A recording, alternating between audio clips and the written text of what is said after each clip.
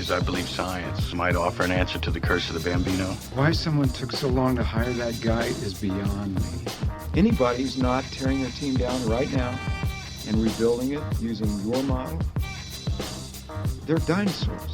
One of the great things about money is it buys a lot of things. One of which is the luxury to disregard what baseball likes, doesn't like, what baseball thinks, doesn't think. It's a threatening, not just a way of doing business, but in their minds, it's threatening the game. How can you not be romantic about baseball? All right, welcome to another Baseball Opps podcast. Actually, it's been a while between this one and the last one. Good to have a special guest today who's, what I should just say, one of the other hosts at this point, Jonathan Heisinger, or Coach Zinger. You know him from Coach Zinger app on Instagram and other social media. What's up, Zinger? What's happening? Well, cool. So, what you're the one who kind of came to me to get Paul on. You know, I've known Paul for a while more professionally. Got to spend some time with him just in Boston at the Elite Baseball Pitching Seminar, Mike Reynolds' place, Champion Sports in Boston, and just got to spend more time with him. And he's just a great personality. So, what inspired you to bring Paul on, man? You know, especially back when we worked together with the 90 Mile Per Hour Club stuff and then through Fletch, you know, and I think that Paul's a guy that's been in the industry for a while. So when we're doing the Baseball Opps idea, I figure it'd be good to talk to a guy like him that's, you know, been consistent in the business and, you know, been around.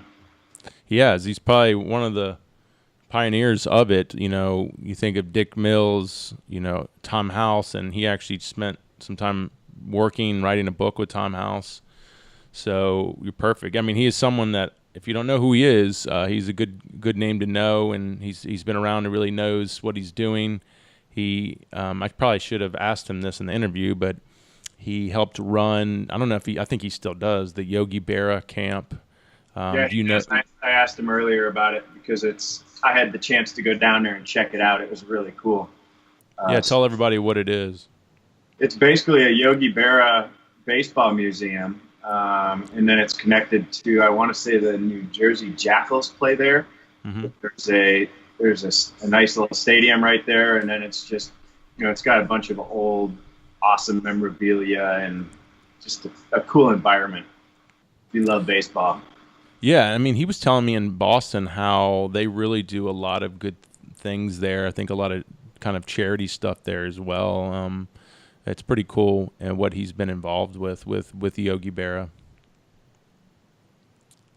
So, cool. Well, this is going to be a good interview. I wanted to, and we both did, we both wanted to bring him on to talk about player development, kind of the state of the union for baseball. It's going to be pretty negative up front, which unfortunately I think that's where baseball's kind of gone lately. But we do end it with a positive note. So I'd say stay and listen to the whole thing, because at the end we bring it into a positive light, and it's something that you can come out of, and hopefully it's a whole paradigm or a different perspective for you, and understanding how you really need to look at baseball in your life as a player, as a parent. I think we really give that to you at the end. Anything you want to say before we start the interview? Yeah, I think it's definitely worth listening to. I mean, obviously, as coaches, you know, at the youth level, we're aware of that there's things that are off, you know, and as player developers, yourself and I know that we see the light at the end of the tunnel, if you will. But basically, you know, if you take the time to listen, I think you'll really appreciate the message here. So, all right, so here goes. Let's check out the interview. All right, this is going to be an exciting show today. We got the Zinger here. We got Coach Zinger with Coach Zinger app on the line. We also got Paul Reddick here. If you don't know who Paul Reddick is, he's been online for ages. He's a pioneer. He's been really driving, I'd say, pitching instruction, pitching velocity before me, which is impressive. I feel like I've been doing this forever.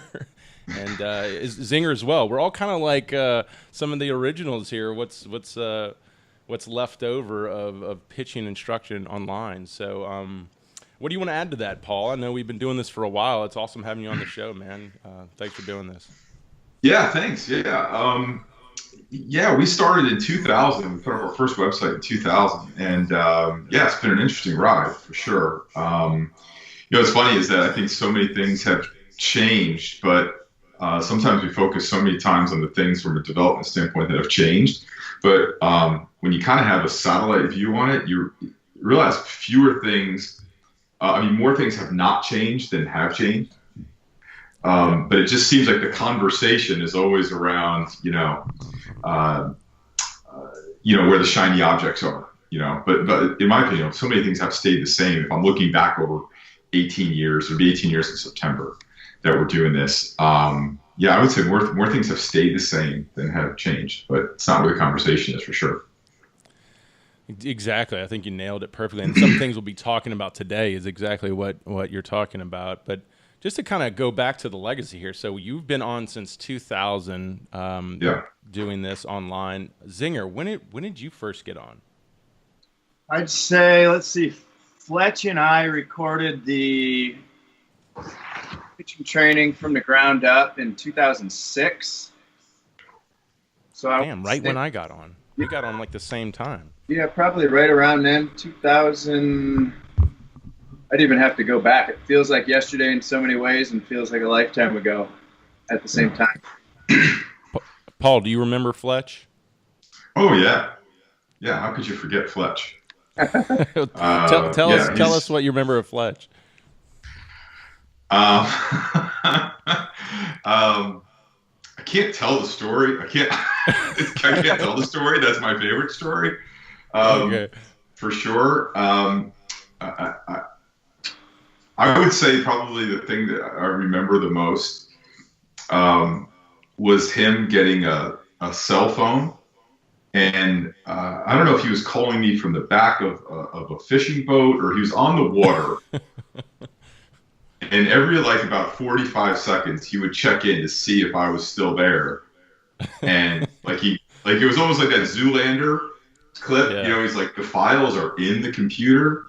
And Fletch was like, well, you're still hearing me? And he was like, I'm fishing and talking to you. And it was like this whole thing.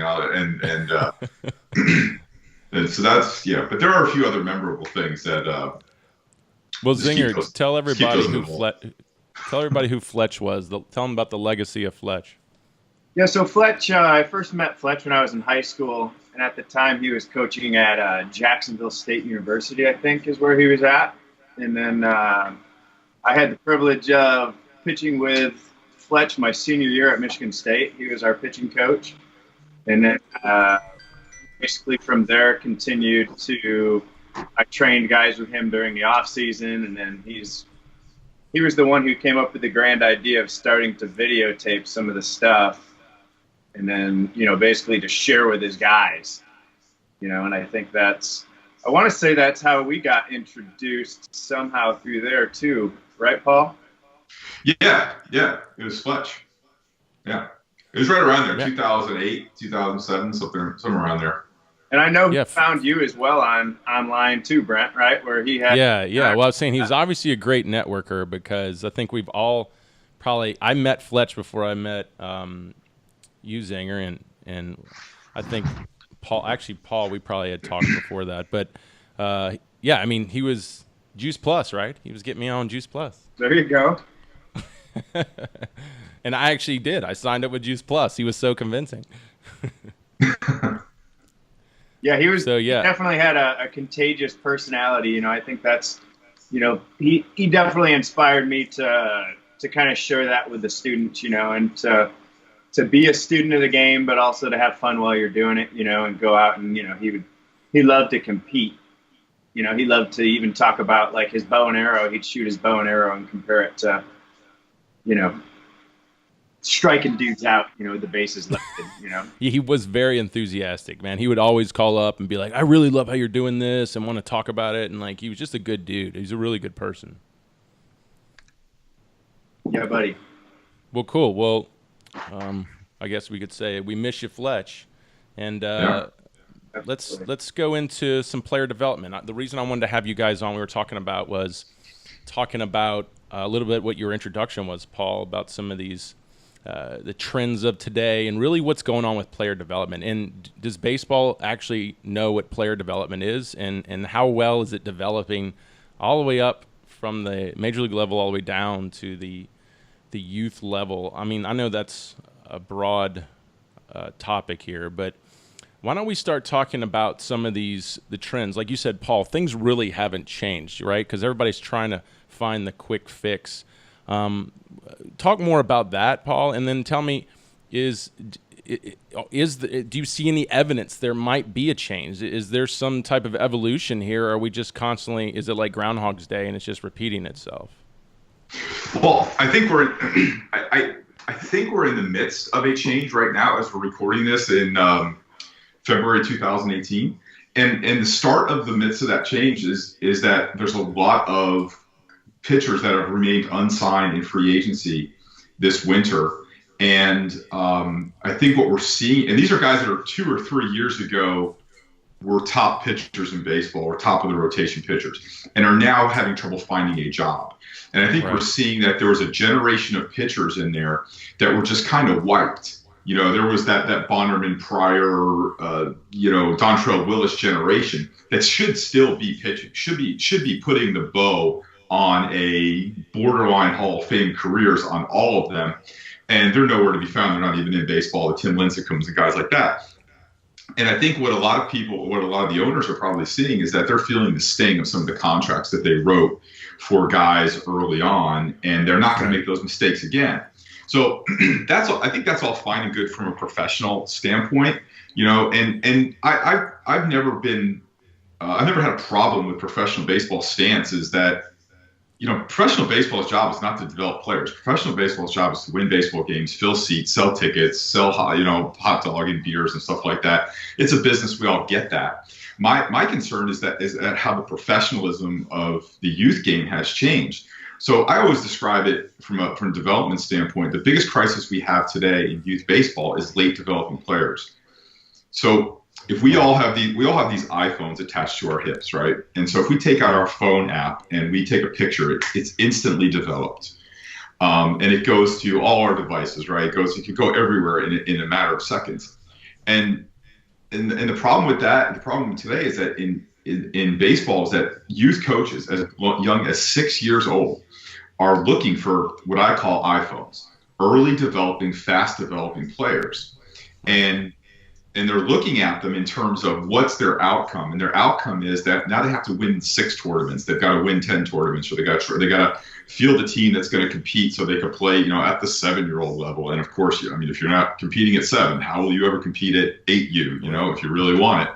And so that has moved down to where they're not early development skills, or they're not taking players that have the early development of skills.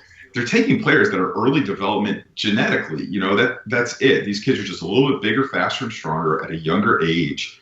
And to me, it's the ultimate sign of the weakest coach. Is the weakest coach will recruit the genetically advanced players as early as they possibly can. Because I could take a bunch of kids who are bigger, faster, and stronger, and I could just collect enough of them to go out and just kind of beat up on all these other teams, and it makes me look like I know what I'm doing as a coach. On the other hand, there's what I call Polaroids. And Polaroids, if you guys all remember, you take the Polaroid picture and you got to sit it down. It takes some time to develop. And so I've been traveling around so much this year. I don't even remember all the places that I've been, kind of pounding the pavement on this, where I look at where we end up at 14 years old. And when we look at 14 years old, what do we know about the early developers? The early developers got scooped up by unqualified coaches to win plastic trophies and fake rings. And we know that age 13, 14, we know the pitchers are overused. We know the position players don't seem to have it as bad as the pitchers, but we know the pitchers are overused. We know there's a huge burnout factor in these 13, 14-year-old kids. And because now we're getting this first generation that's really going all the way through in this modern day youth baseball. Now, the late developers, what do we know about them when they're 13 and 14?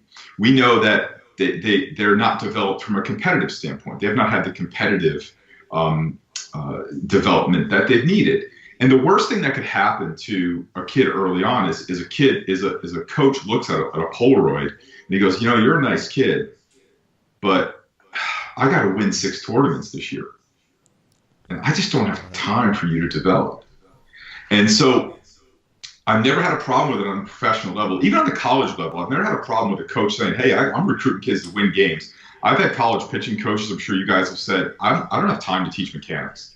I don't have time to I need to get a horse in the race here that's going to pitch for me for 3 or 4 years and survive maybe 1 or 2 minor, flare-ups with their arm. And I've never had a problem with that.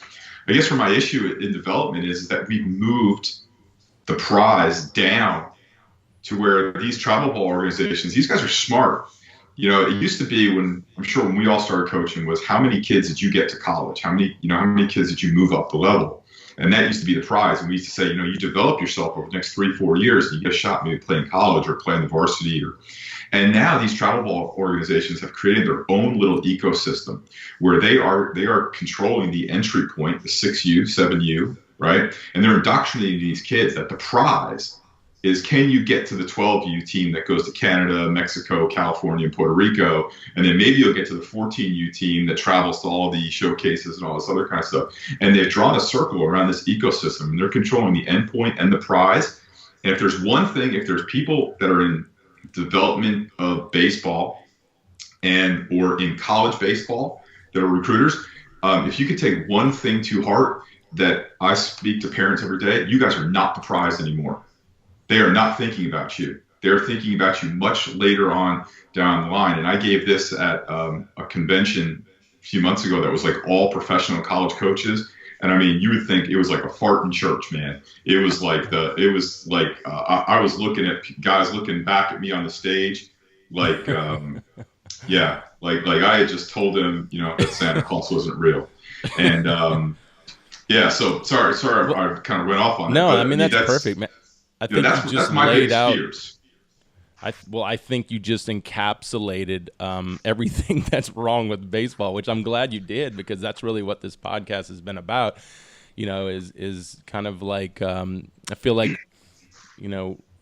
really trying to flip it upside down and really look at it objectively and understand what's going on. And I don't think enough parents are doing that. They're just buying in to the trends or into the coach who has all the greatest players, and they're getting caught and becoming victims of this game. There's a lot of victims of this game. I mean, I think it's always been that way, but that's the unfortunate thing. I think you painted the picture well, and that's the problem that we're dealing with. What do you want to add to that, Zinger? I mean, I see it at that level, because when you do coach even against those kids with more of a developmental mindset, it's like the parents are upset because you're not playing in enough games, or there's not enough tournament play, and it's like if you're really believing in long-term development, is that really what the main focus should be, is winning games and trophies?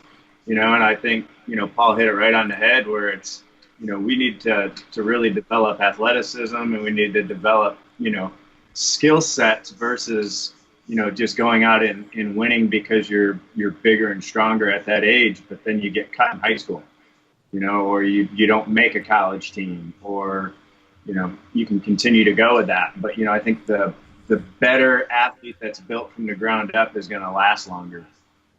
Yeah, because I think the problem is we're not putting the player first, and that's what Paul's saying, is we're putting the business first. And excuse me, that's unfortunate,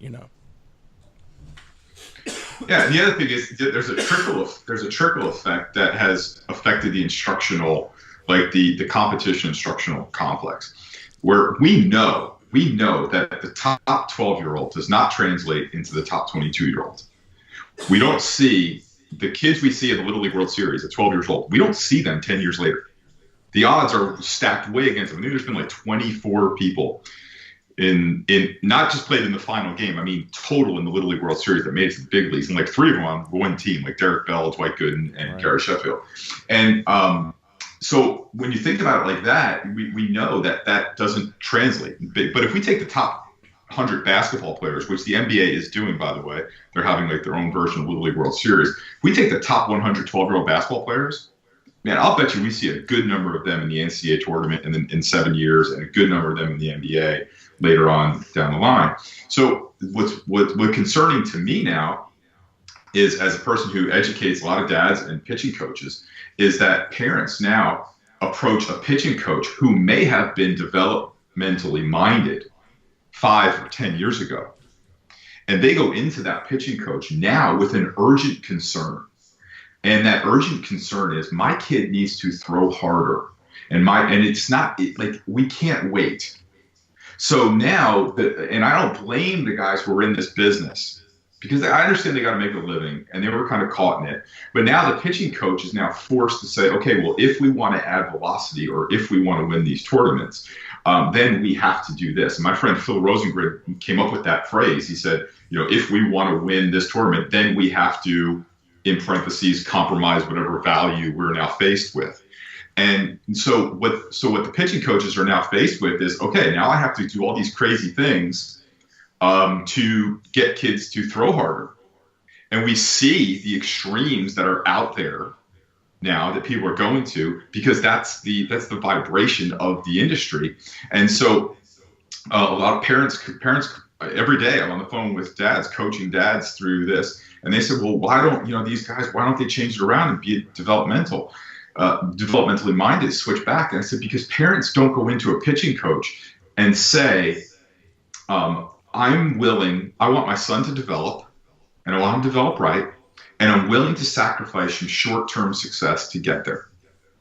They don't do that. But at the same time, too, the industry enables them not to do that, because most of them market to them on short-term fixes. Right. So I always, as a metaphor, I always say, I start every seminar that I do for dads, and I say, write this down, and your kids will pitch the best game ever. And if you want to leave after 30 seconds from now, you can leave, and your kid will pitch the best game. You don't have to stay for the whole thing.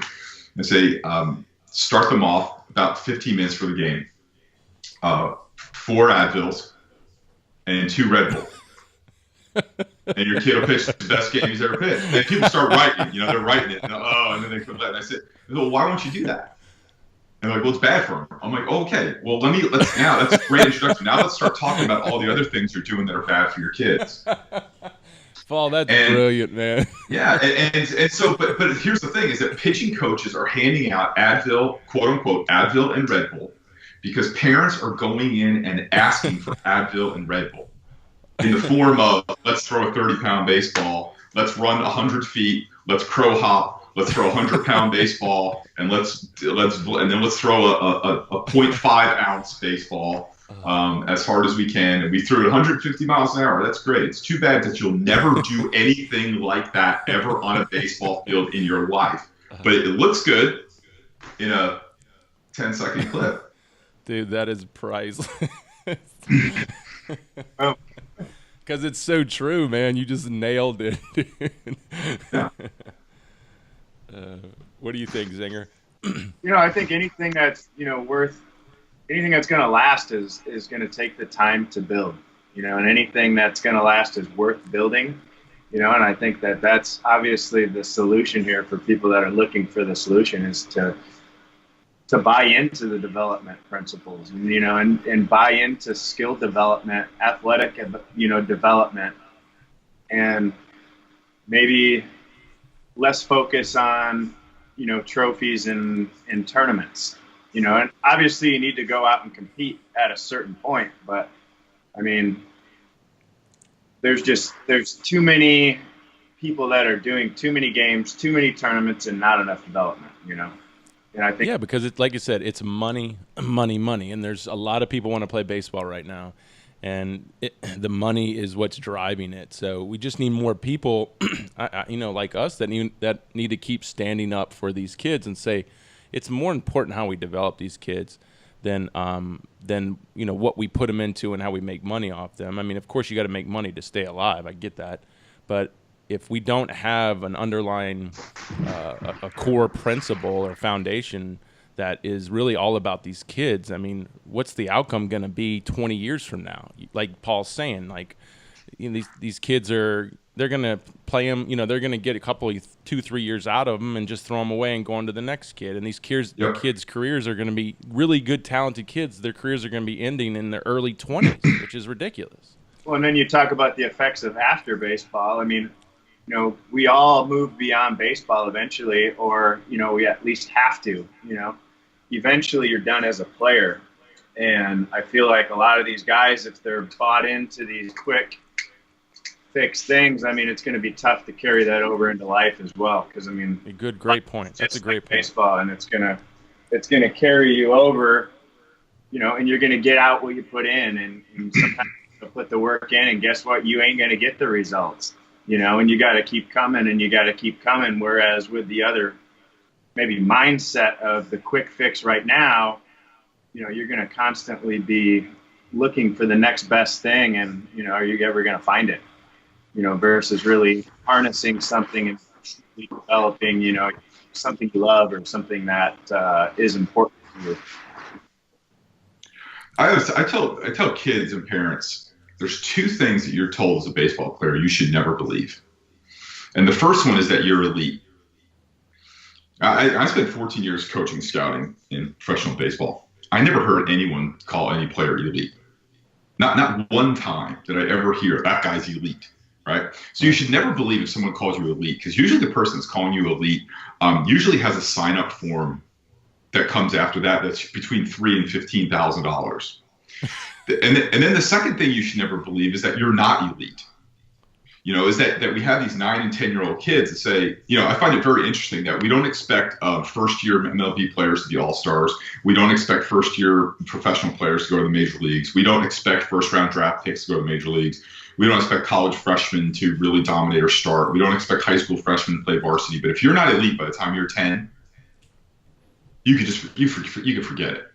You could just forget it. And so what I see kind of evolving from that is there's this really kind of bitter feeling that a lot of kids who are 14, 15, 16, or even 22 or 23, they have towards baseball. That was really a shock to me, that guys feel kind of a little bit really have a bad taste in their mouth for the game because they feel like the game didn't give them what they were promised. And the problem is not that the game didn't give them, the game probably gave them whatever their ability was. The problem is there was a lot of people that came before that promised a lot of things that were based on those promises were really designed and crafted to be able to fill out a team and charge a registration fee based on your brand new classification of elite. So I often deal with coaches who will call me up and say, this guy cursed me out over the phone because I cut his kid, or he's not batting third, or he's not top of the rotation, or not playing short, or this guy's bad mouthing me on social media, and this father is like causing all this ruckus around the league because I cut his kid, or his kid's on the bench, or whatever. And I try and explain to the parents that father is not mad at you. That father is confused. Right. Because you are the first person that told him his son is not who every other person that came before him told him he was. And that's a rude awakening. And that is, the father is confused. He doesn't know. The last 5 guys told me my kid was elite. And now he's in high school, and you're telling me he bats 8th and he can't play short. He has to move to third base or second base or left field. No, you're wrong, coach. That father is in a state of confusion because of the promises that have been made. And I mean, I have a little bit of insider info on this because I know a few people. I know that regulation is going to come to that industry. It's going to take a while, mainly because kids are now popping up on the cover of Time magazine. Yeah. And literally, like, they laid out a plan, like, more or less, we don't charge these kids, and we fly them into tournaments to guest play on teams, which I don't know about you guys, but like, how pissed off would you be if you were on a team and all of a sudden there's a guest player that comes in? And like, remember like in the 1980 hockey movie, The Miracle, when they brought in that guy like right before they were going to the Olympics, and like the whole point of it was like to piss off the team and to unite. Like I never understand this guest player thing, but basically in that article on Time magazine, about 6 months ago. They said, yeah, my son gets flown to this tournament and he plays on this team. So this team can win a tournament and win a trophy. And then that guy can go back to wherever he is and now go and recruit other players and charge them to play on the team that this kid was a guest player on that didn't have to pay to play. And what's the interesting thing here is that basically, I think Bryce Harper is the one who started that movement. Like, that's all I think of, you know? Well, here's the question I always ask everybody that kind of debates me on this. Okay, so obviously the kid's a pawn, right? The kid's being used for his early development ability. They don't care about this kid when he's 16. So right. He's being used. He's being used as a way of generating profit for that organization. And so this kid is a quote-unquote employee. But this kid, under law, can't get a job at Subway. Hey, it's a new strategy around child labor laws. Exactly. I did a podcast on that. Like, is it child labor? Because it sounds a lot like child labor to me. Like, I'm no lawyer. Yeah, you're right. You know. Well, but you know, and it's that theme that we're talking about. How baseball really, it's all about the money and it's not about the player. I mean. And it is. I mean, all the way to the top. I think there's this illusion that you get a ton of respect at the top. I think you do from the fans, but you don't get a ton of respect from baseball. I mean, I just saw that tweet the other day from Marcus Stroman about how he was devastated, how he lost in arbitration, and he can't get the words out of his head of what the Blue Jays, how they were just basically tearing him down in arbitration. And you know, and he's supposed to play for this team that he thought respected him, and because that's how baseball works. I mean, you could be Marcus Stroman and you get no respect in this game, and because that, once again, it's not about the player, it's about the money, you know. Yeah, and that's okay. Like, I don't have a problem with it being the money at the professional or the college level. My problem is how it's trickled down. Exactly. Right. Yeah, and here, so one of the things that we're working on. And it's going to take us a while, but we get a ton of emails per day, responses, you know, to our messages, and I could kind of like, you know, create one of those like beautiful mind charts, you know, with the strings all over, and those strings would lead back to about a dozen different organizations that have consistently come up where the sentence goes, my kid played for blank, and now he has insert injury. And we're trying to come up with something that will almost like a fingerprint system where if you put a kid in a game, you're a coach and you're 10 years old, or you're coaching 10-year-olds, you put that kid in a game, you're kind of metaphorically putting your fingerprint on his arm. And a way to track that, where I think that we could pinpoint with some real accuracy. It would take some time, but who are the guys that are causing injuries? So there's this great story of this doctor is walking down the side of a lake with his wife, and somebody yells, help, I'm drowning, and doctor dives in, pulls the guy out, resuscitates him. As soon as he gets that guy out, 2 more people are yelling, well, we're drowning. Dives in, pulls him out, brings him back to life. 3 more people, pulls him out. 4 more people, pulls him out. 5 more people. He's so busy pulling people out and saving them, he can't take the time to see who's throwing them in. And that, to me, is where I think there's probably a handful of people. Hey, I mean, a handful. I mean, a couple hundred people. Them in I the think water those in our people industry. throwing them in. I said I know who's throwing them in the water in our industry, but I'm not going to say their name. Yeah. But here's what I've known too. I've learned in 18 years that my father used to say, if you give someone enough rope, they'll hang themselves. And it's just time.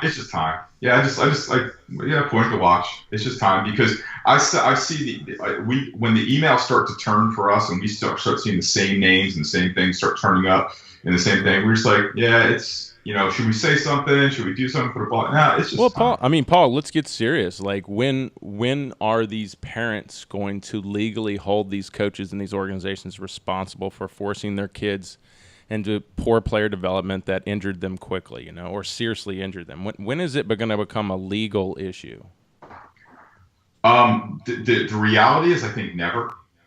But what I think regulation will come because the travel and all these things come. Here's why it's never. What we know is that somebody who signs up for one of our programs today, in February, maybe in 4 weeks, might be out of baseball. right? They might get cut in March, or it might be their senior year, or they might be 12 and they're just not going to play next year. And it's just not part of their world anymore. So we're in it for life, right? Baseball, I'll be in baseball for the rest of my life, so will you, so will John. And so we see it from a different perspective. But I don't know that, I don't know. I think there'll be some regulation, like the bat people.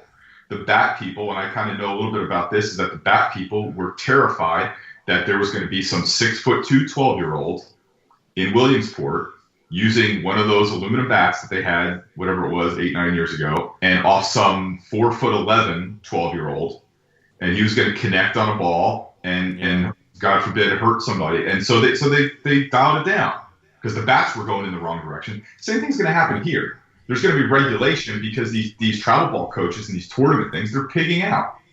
Right.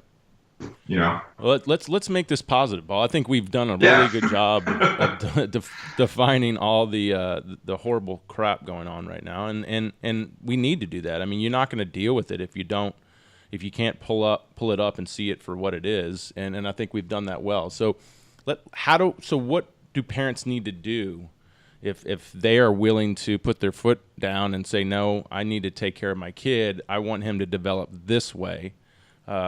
What direction do we send them in? So the first step when I coach dads is the first thing is recognize that your son is more than a baseball player, and that a baseball player is probably the lowest expression of your son's overall abilities. So don't box him into that during the prime developmental years of his life.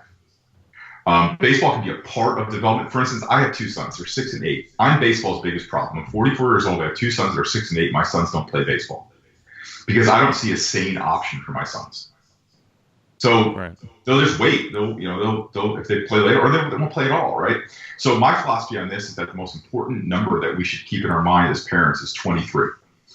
Because at the age of 23, give or take a year or two, our kids are going to take their first step out into the real world. And so I do this exercise called the 23 funnel, where I take like a funnel and you kind of lay it on its side with the wide open side to the left and the smaller side to the right. And at the end is 23, right? So if your kid's going to step off a bus in New York City or wherever they're going to start off in their career and they're going to get a job, what has to go into that funnel for you to produce a result called a positive, productive, reliant, independent, resilient, self-sufficient, educated 23-year-old ready to take on the world?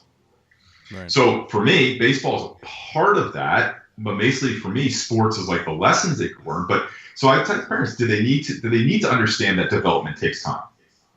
Do they need to understand that they need to be more well-rounded? Do they need to take a hard loss? Do they need to learn to play on a team when they're not the star?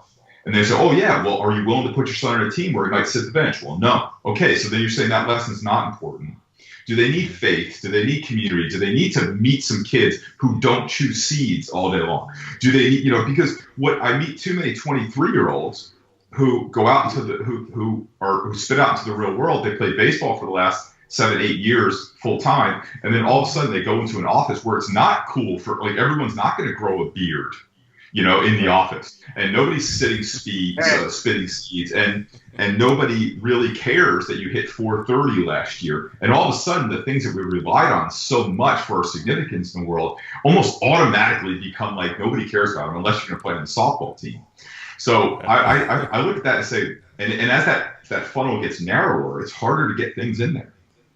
It's harder to really to make these to give our kids these lessons and these things. So I just try and say there should be a balance of it. No kid, I think we all agree, I don't think any kid should play baseball more than 6 months a year.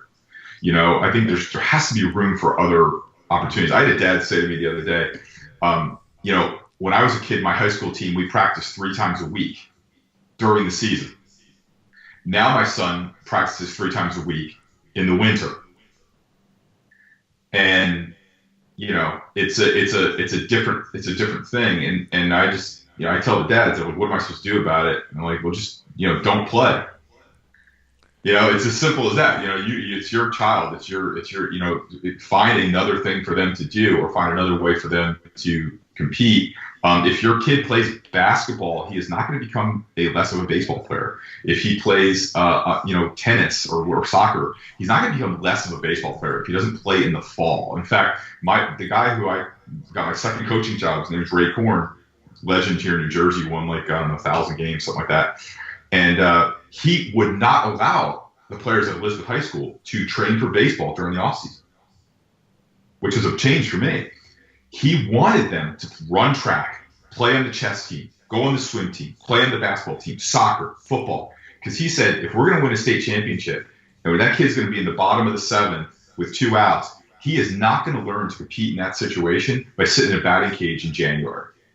He's going to learn to compete in that situation because he's competed in a chess tournament or a basketball tournament. It is the competition that's going to drive him as a player. So, that's what I would say is that understand that this is a time of your son's life, and to look at the realities of how possible it is to make it at those higher levels, So that's how I start most of my conversations with dads. Cool. Zinger, what do you think? What do you want to add to that? I mean, I think that's huge because there is so much, especially when you look at guys that get injured too, like myself. That was really the first wake up that I had, that there was more than baseball, and that there was more enjoyable stuff, obviously, about life, inside of that. I think as a coach and as an instructor, I think a big thing is using baseball as a tool to raise young men, better fathers, better husbands, better people who go out into the real world. Because as the guys who make it through the filters at each level, there's less and less and less and less, and I think that the guys before that still carry the same value, obviously as human beings and in our communities. Kind of to touch on the cross training that Paul talked about, I think that's a huge thing. I notice it a lot, especially here in Arizona, where guys can play year round. Growing up in Michigan, that was not an option. It was, you were going to do whatever sport the weather was going to allow you, but here in Arizona, I see a lot of year-round baseball where guys won't even take off competing, so I think that there's got to be more balance, in player development and then also in life development, because although you'll learn a lot from playing baseball and on the baseball field and in the dugout, being a good teammate, all that kind of good stuff, there's more skills that we need when we're done with baseball. Definitely, man.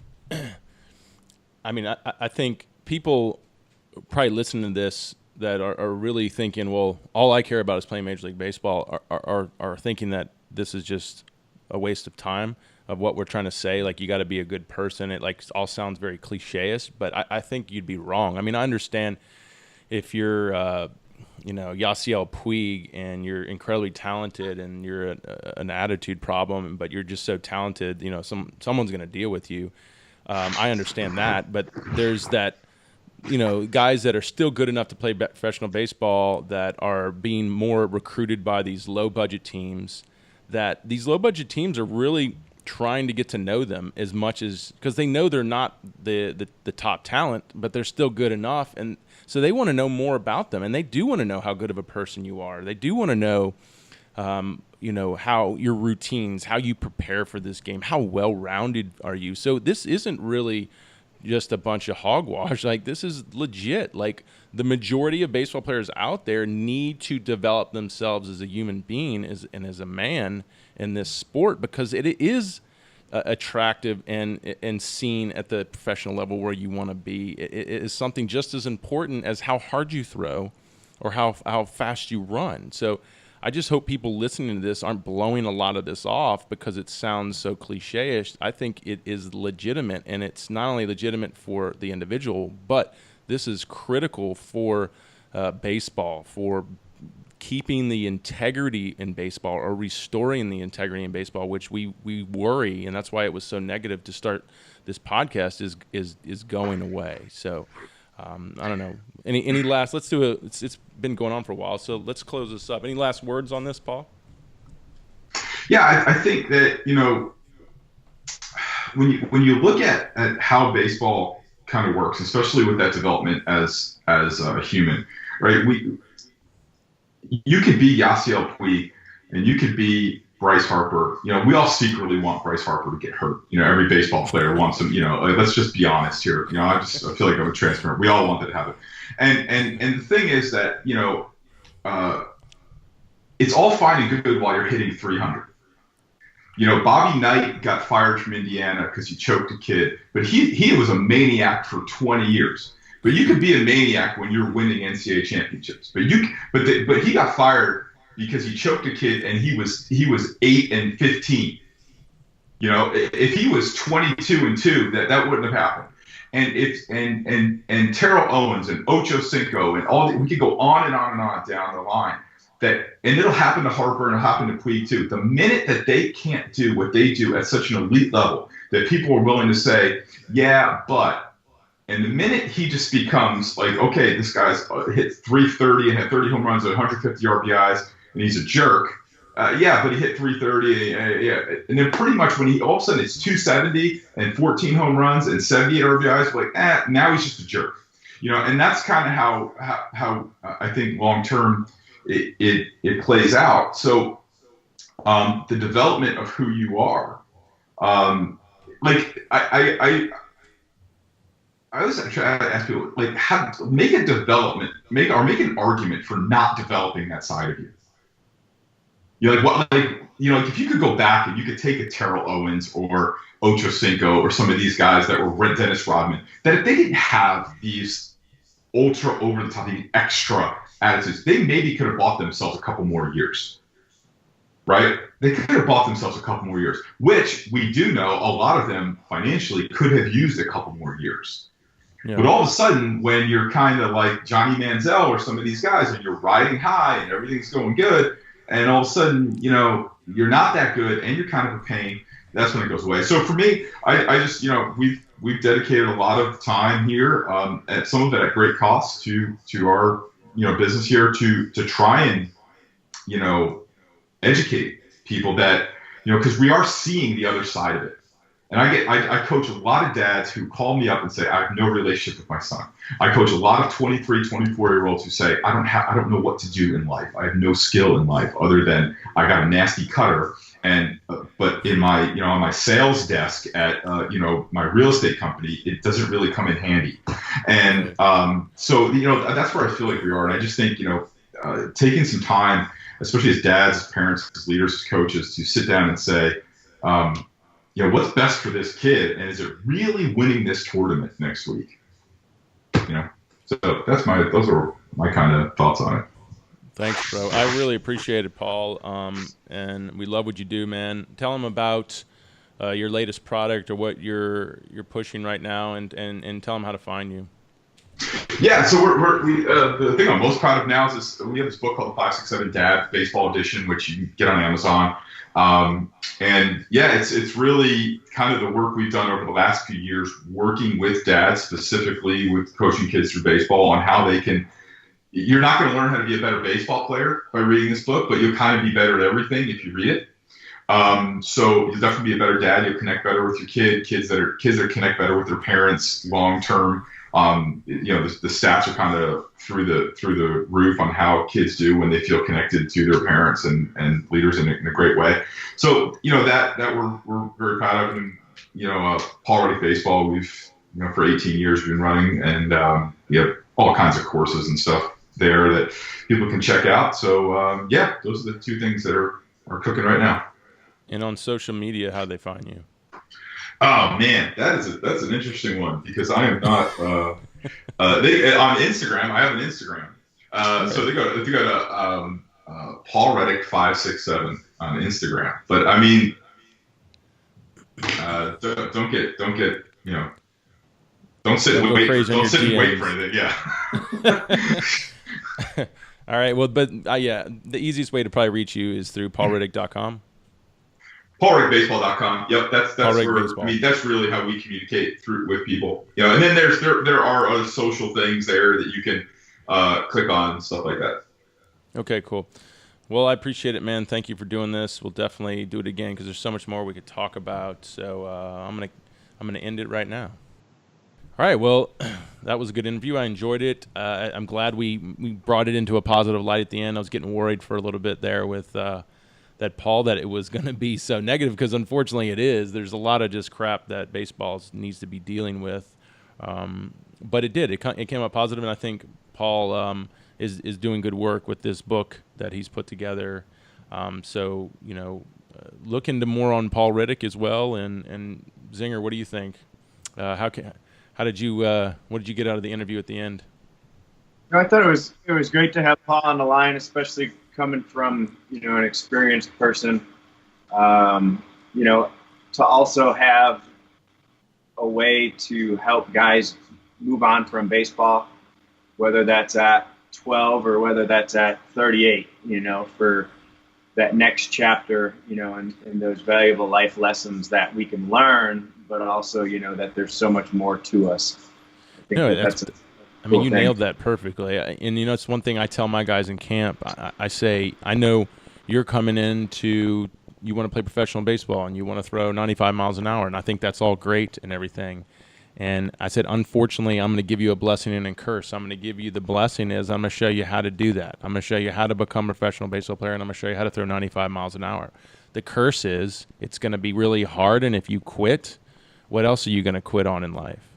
Because if you quit on something that you are truly passionate about and love, then what are you going to do when something that you don't love and you're not passionate about challenges you? You're gonna quit again. So the point is, unfortunately, baseball is a great model of how you're going to address and take on the rest of your life, and you really need to be serious about what you're doing, because there's no better time for you to get the support you need to have a test run of your efforts. Just if you fall, you're going to have that support system. And like you said, this is something you love. You're going to want to put the energy into it. So there's no better time now than just to commit and work and develop yourself comprehensively at this point in your life. Because if this doesn't motivate you, or if this doesn't push you to want to do that, it's not going to get easier, right, Zinger? Mm-hmm. I mean, I talked to a lot of old teammates, especially as I was continuing to play for years, and guys were maybe fading out of the game, but you miss it, and there's certain pieces of it that are tough to maybe simulate in life, the clubhouse aspect and being around all your best friends all the time and that kind of stuff. But obviously we want to be able to move into that next chapter, because we all have to go there, whether we want to or not. There's that next chapter. I think everybody would play forever if it was their perfect world, but then, what's that old saying? I think it was Joe Louis or some old boxer. He said, "We all want to go to heaven, but nobody wants to die." We all want to throw 95, but nobody wants to work their ass off for more than a week. Yeah, right. Exactly. I mean, I think a big thing too, with Paul's system and with the stuff that obviously we're both doing, but that, a commitment to the process here versus, expecting just immediate results. The guys that, and them and I know them, but the guys that stick to the programs for sometimes 5, 6, 7, 8, maybe 10 years, those are the guys that we really see reaping the benefits, versus the guys that come in for a month and go hard, and then all of a sudden it gets hard, or they think they plateaued, or whatever it is, and just like you said earlier, what's going to happen in life when it's not baseball? If you're quitting because baseball training's too hard, what do you get to look forward to? Exactly. No, that's it, man. And the guys that commit in my system that, I've been here for 2 years and they're just taking off with it. the best thing and the biggest confidence I have is that it's legit at that point, that it's not just a fluke, it didn't just show up, that they just earned that, and it's there for good. As long as they can maintain, they got it. And so that's the other thing, is people don't understand the longevity component of good player development. That if you put in the time, you've done it right, it sticks around. It just doesn't show up one year and then go away, unless you've completely walked away from what you've been doing. Yeah, but if you stick with that process and the routines that you develop, and, yeah, exactly. It just it's the reap and sow. If you expect to harvest, first you got to go through and beat up the land, and then you got to come in, you got to throw in the seed, then you got to water it and water it and water it, and then there's equal results coming out, as well as the roots, where you continue to reap and sow if you want another harvest, season to season. That's it, man. And the crazy thing is, when those guys get to that in a couple of years and they're just, well above where they were coming into it, it creates a new norm. I mean, my guys come in and they're working their butt off, and then they're low 90s, touching mids, and now they're like, I want to be upper 90s. But it's like, you got to understand what you did to get here. Now, to get there, it's going to be even harder, because look at all the work you did to get to here. So the thing is, we always want more. The problem is people, unfortunately, people aren't putting in enough. I understand we all want more, but you just need to put in enough just to get to, more than likely, maybe the averages, or to get to a place to where a scout is going to at least give you a second chance. And then after that, then you can start looking for more, Well, I think that's where, both, the approach is foundational, where if you build a good foundation, you can continue to get better and better and better. But if your foundation is weak, or if it's top down, or whatever you want to call it, if it's less of a real life foundation, your ceiling is so much lower, versus if you build a really good foundation, you can continue to build upon that. And I think that's where, as next level coaches, we have to be able to continue to progress stuff, because the body, the way it adapts, that's why it's easy to get somebody good in the first month or two when you train them. But, when you got some guy for 2 or 3 years, obviously the same thing's not just going to continue to work. There has to be a progression based upon that foundation, and I think that's where, the big strength in this program is there's a foundation of athleticism that guys can continue to build on, skills wise after that. And I think the best part of the interview with Paul is when he said, asked the dad, if you want your son to have a really good game, I want him to take a handful of Advil and 2 Red Bulls. And he's like, would you do that? And the dad's like, no. And he's like, well, then why are you going to give him all this other stuff, like running guns and, extreme weighted ball throws and max distance throws? Like, why would you do that? The thing is, you obviously want to do what's right for him to get the result. You don't want to try to cut corners and take the more abusive road.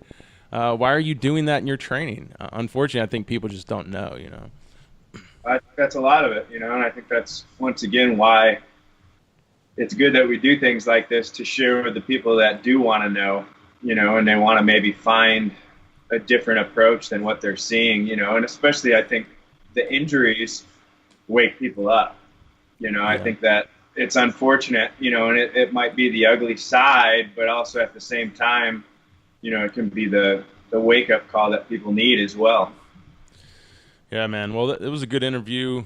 Let's get some more guys on here like Paul. Paul's some high quality, was a high quality guy. So maybe we can get some more like Paul Reddick's on here, and then who knows? I mean, if you out there have any suggestions for us, please send us suggestions. We'll be glad to try to get in touch with who you want us to interview, and we'll go from there. But hopefully, we'll have some more zinger here as well and doing the show with us, and looking forward to the next episode. How about you, man? Yeah, buddy, absolutely. All right, well, we'll check you the next time on the Baseball Opps.